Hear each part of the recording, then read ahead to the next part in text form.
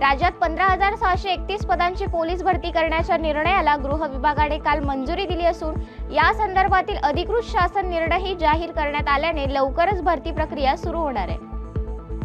पुण्यातील वाहतूक कोंडी सोडवण्यासाठी औंध ते शिवाजीनगर दरम्यान उभारण्यात आलेल्या एकात्मिक दुमजली उड्डाणपुलाचे लोकार्पण काल करण्यात आले। हजरत मोहम्मद पैगंबर जयंती आणि गणेश विसर्जन हे दोन्ही सण 5 सप्टेंबरला आहेत। मात्र धार्मिक सलोखा राखत पुणे सिरत कमिटीने पैगंबर जयंती 8 सप्टेंबर रोजी साजरा करण्याचा निर्णय घेतलाय।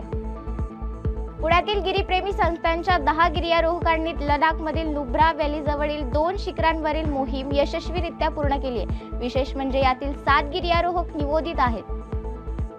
कृत्रिम बुद्धी विषयक प्रशिक्षण देण्यासाठी पुण्यात सिम्बॉयसिस आर्टिफिशियल इंटेलिजन्स इन्स्टिट्यूटची स्थापना करण्यात आली असून संस्थेच्या पहिल्याच वर्षी 190 विद्यार्थ्यांनी प्रवेश घेतलाय। सातारच्या पाटण तालुक्यातील संगमनगर धक्क्याजवळ पुरात अडकलेल्या 11 माकडांना वाचवण्यात कराडमधील NDRF टीमला यश आले। या माकडांना टीमने सुरक्षित अधिवासात सोडले।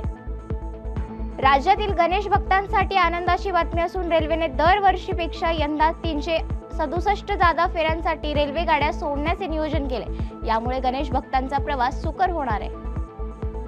अमेरिकेशी सुरू असलेल्या टॅरिफ युद्धादरम्यान रशियाने भारताच्या बाजूने मोठी घोषणा करत भारताला तेल खरेदीत आणखी 5% सूट दिली आहे।